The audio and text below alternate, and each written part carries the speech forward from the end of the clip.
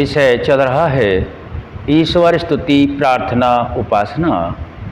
स्तुति प्रार्थना और उपासना करने के लिए सभी मनुष्यों को ज्ञान की आवश्यकता होती है। जब तक ईश्वर के बारे में ज्ञान नहीं है तब तक प्रार्थना उपासना किसकी करें ऐसा ज्ञात नहीं हो सकता। इसके लिए स्वामी दयानंद सरस्वती जी ने बहुत विषयों को दे रखा है और आर्य समाज के दूसरे नियम में कुछ शब्दों से ईश्वर के विषय में समझाया है, जो इस प्रकार है कि ईश्वर सच्चित आनंद स्वरूप, निराकार, सर्वशक्तिमान, न्यायकारी, दयालु, अजन्मा, अनंत, निर्विकार, अनादि, अनुपम, सर्वाधार, सर्वेश्वर। यहाँ तक हमने इन शब्दों के अर्थों को समझने और समझाने का प्रयास किया है। अगला है सर्वव्यापक, कि वह ईश्वर जिसकी हम स्तुति प्रार्थना उपासना करें वह सर्वव्यापक है, अर्थात पूरे ब्रह्मांड में जहाँ तक यह सृष्टि भी नहीं है, जो कार्य रूप में सृष्टि नहीं भी है, कारण रूप में कहीं विद्यमान से अलग है, वहाँ पर भी वह परमात्मा व्यापक है। परमात्मा एक देशीय नहीं है, वह सर्वव्यापक है, अर्थात उसकी व्यापकता का हम अनंत जो व्यापकता है उसका गुणगान करना हम सभी मनुष्यों के लिए असंभव होता है कि कितना अनंत वह है, यह जानना असंभव होता है।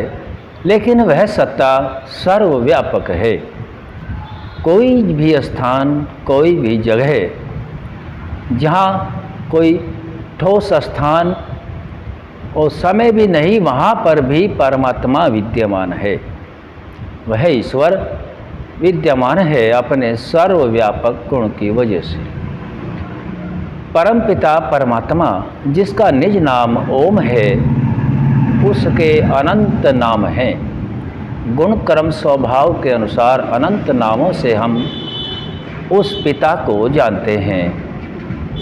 वह सर्वव्यापक होने के लिए हमें यह समझना आवश्यक है कि उस ईश्वर का जो सृष्टि का रचयिता है, पालन करता है, संहार करता है, सर्वव्यापक है, सर्वज्ञ है, सर्वशक्तिशाली है, सर्वविद्यायुक्त है, जो अनंत गुणों की खान है, उसका मनुष्य निर्माण नहीं कर सकता।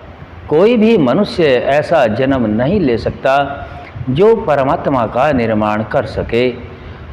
और दूसरी बात यह है कि कोई भी जो देहधारी प्राणी है उस परमात्मा को बेच नहीं सकता।